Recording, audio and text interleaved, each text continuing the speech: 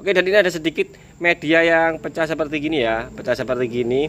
Caranya bagaimana ketika kita mendapati media seperti gini yang memerlukan proses dempul tanpa harus kita apa ini namanya lah, tanpa harus kita kupas semuanya.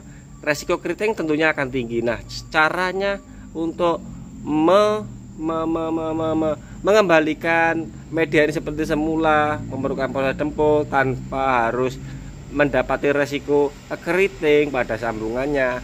Kita simak bareng-bareng, terus kita coba lagi-lagi kerja cepat tanpa mengorbankan kualitas. Tentunya pemilihan bahan adalah prioritas. Oke?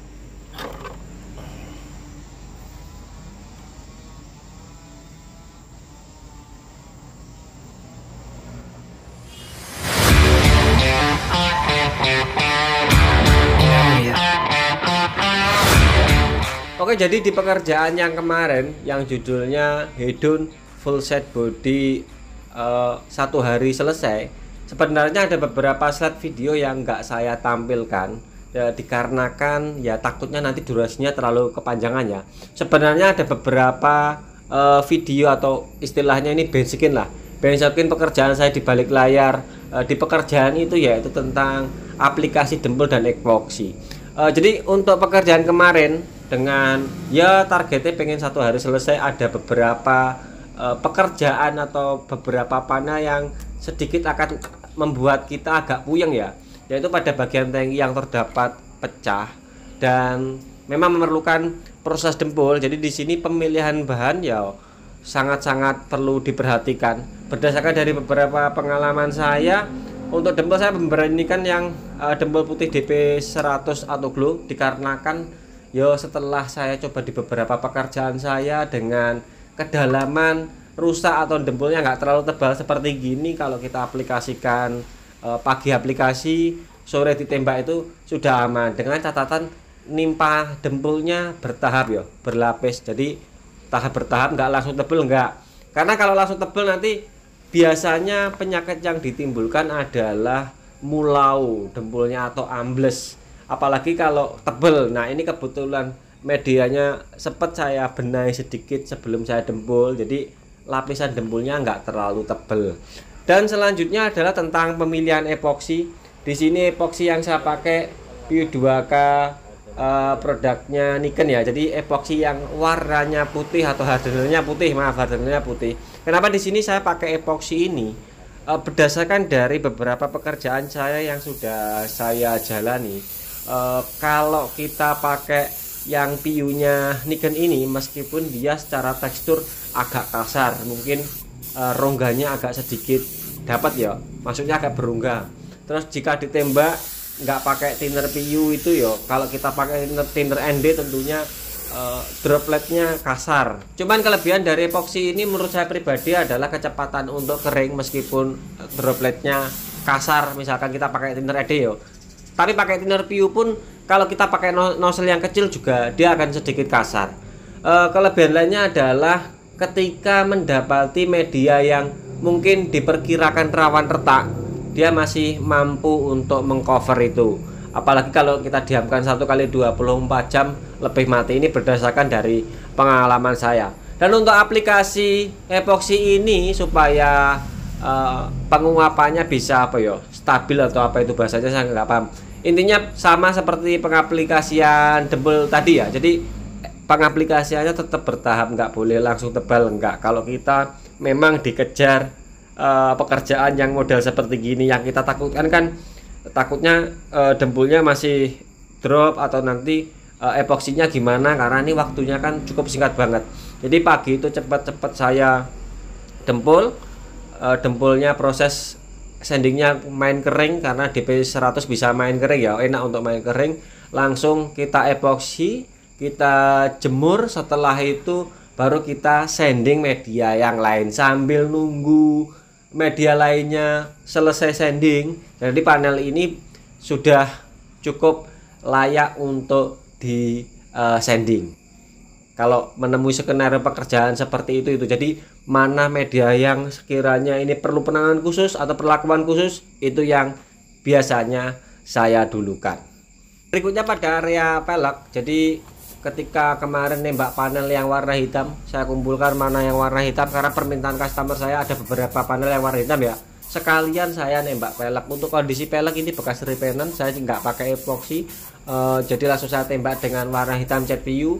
Untuk teknik nembaknya untuk menghindari keriting meruntus ya, seperti halnya pada aplikasi di body setnya ya, atau di body ABS nya. Jadi nembak langsung warna hitam pada pelek sekalian. Yang penting amplasnya yang perlu diperhatikan, grade-nya 400 ke atas, jangan sampai grade kasar karena rawan keriting untuk bekas cacetan. Dan setelah itu terbesit pikiran untuk aplikasi warna hologram pada dasaran cat PU warna hitamnya. Jadi saya kebetulan ada cat di tone premium yang hologram, terus saya tembakkan pada pelek dengan warna dasar hitamnya PU ya. Jadi ternyata setelah saya tembakkan pada cat yang dasarnya jenis PU yo aman-aman saja hologramnya. Untuk partikel hologramnya ya dia memang sedikit agak besar dibanding dengan hologram lain, terus renggang ya, partikelnya memang renggang. Cuman ini bagus untuk pemanis, jadi masih tetap bisa dominan warna hitam, tapi kilonya akan kelihatan ketika dapat sinar matahari. Kalau nggak terkena sinar matahari ya seperti halnya galaksi Bima Sakti atau Andromeda ya, jadi partikelnya gede-gede nyebar gitu. Pakai full di tone premium ya, prosesnya tentunya teman-teman sudah banyak yang paham ya. Ini yang pecinta aerosol, jadi epoxy dulu primer grey, kemudian naik warna hitam, dan selanjutnya diaplikasikan warna glitter hologramnya. Ini yang belum mengenal aerosol sing ngecat kaki 5 kayak aku yo, iki buktekne lek cat di tone premium itu juga sering saya pakai misalkan ada kebutuhan khusus seperti halnya seperti gini. Terus hasilnya yo bagus, nggak seperti halnya prediksinya teman-teman di clear coat 2 komponen yo aman. Oke, saya tembak begini aja. Jadi partikelnya supaya ya kelihatan ketika nanti kita lihat detail gitu aja ya. Tapi kalau dari jauh masih dominan tetap warna hitam. Oke, saya lanjutkan dulu sebelahnya. Dan berikutnya setelah aplikasi warna hologram selesai pada pelek, media langsung saya clear coat. Untuk clear coat yang di area pelek, saya kemarin memakai clear coat HS 2100 nya Nikon. Ini hanya saya khususkan pada area peleng. Untuk area body setnya saya full set pakai clear yang di uploadan kemarin ya. Kenapa ya, kebetulan ada sisa ya, nanggung daripada terbuang ya, akhirnya saya aplikasikan pada pelek muka belakang dari CBR kemarin. Di beberapa video yang kemarin ada yang sempat tanya di kolom komentar ya. Di beberapa video yang kemarin saya lihat di kolom komentar ada yang teman kita yang menanyakan ya, Mas bagaimana triknya ngecat pelek 1 hari selesai. Nah, nanti kita bahas di upload selanjutnya. Kebetulan saya ada pekerjaan 2 set pelek AdMax, terus warnanya minta warna yang berbeda dengan jenis cat yang diaplikasikan dengan cara berbeda. Maksudnya satunya cat aerosol di tone premium, yang satunya pakai cat NC Nikon. Clearnya sama-sama kita aplikasikan clear coat 2 komponen. Nanti kita bahas di uploadan setelah ini.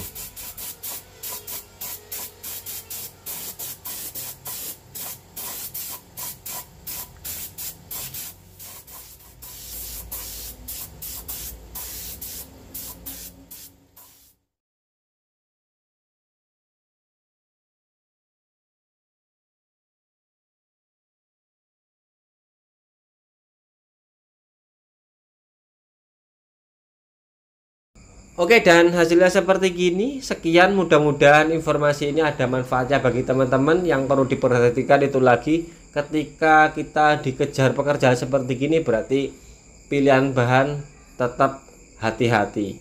Yo, aku sendiri terkadang yo masih kecolongan kira aku sudah terlalu pede, oh ini nanti gimana kuat. Ternyata kadang-kadang yo dempul ambles, terus sambungan epoksinya mulau. Ini biasanya bisa terjadi juga, makanya saya membagikan informasi ini supaya teman-teman tidak mengalami hal yang seperti saya. Untuk lebih idealnya epoksi dan dempul tetap didiamkan 1 malam itu lebih selamat. Tapi kalau memang kita bisa aplikasi tipis-tipis dan tahu karakter dari bahan, ya tentunya untuk resiko seperti itu bisa lebih terhindari. Oke, sekian dari saya. Sampai ketemu dengan video selanjutnya. Bye bye.